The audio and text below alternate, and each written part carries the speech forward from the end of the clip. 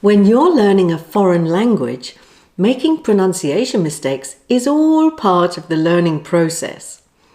To help, many YouTube channels highlight the words that students get wrong, like height with its silent E, or fruit with its silent I, or subtle with its silent B.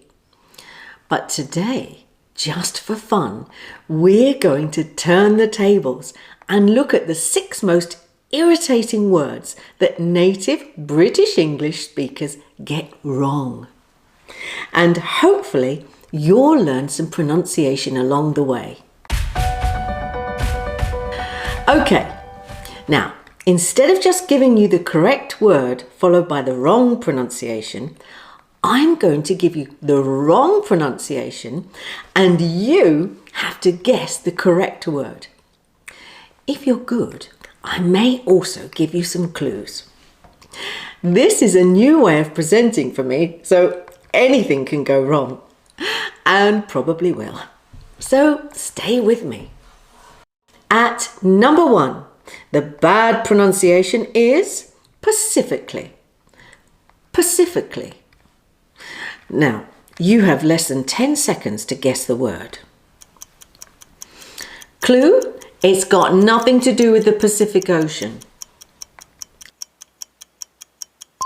Time's up. The correct word is specifically. Specifically. To be fair, the pronunciation is quite a mouthful. Specifically has 2 meanings. The first is for a particular reason or purpose.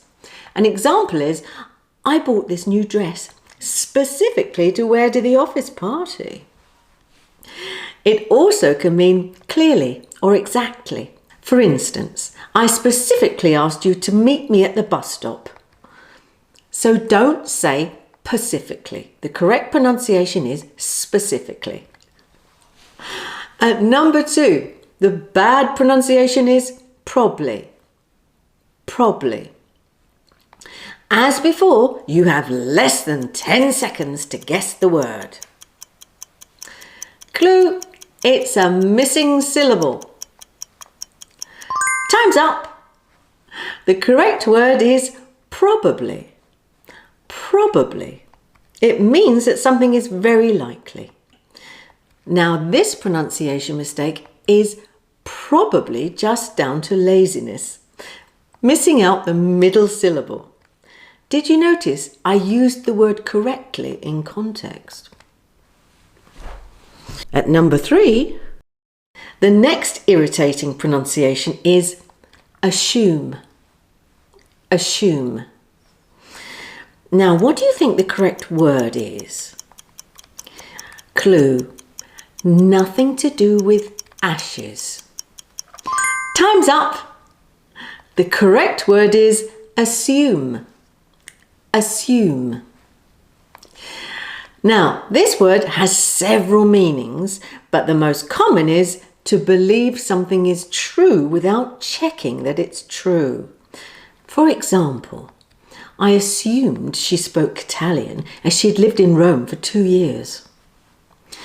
Do check out the other meanings of assume, as it is a commonly used word in the English language, so a good one to know. Moving on to the next incorrect pronunciation that irritates so many people. It is espresso. Espresso. What do you think the correct word is? Clue? It's nothing to do with express train. Time's up. The correct word is espresso, not espresso. Espresso is, of course, a short black Italian coffee, and the word literally means to press out, which of course happens when the coffee is made. The wonderful coffee flavour is pressed out under steam pressure. At number 5, the next badly pronounced word is nuclear. Nuclear. As before, you have less than 10 seconds to guess the correct word and pronunciation. Clue? Very powerful. Time's up. The correct word is nuclear. Nuclear.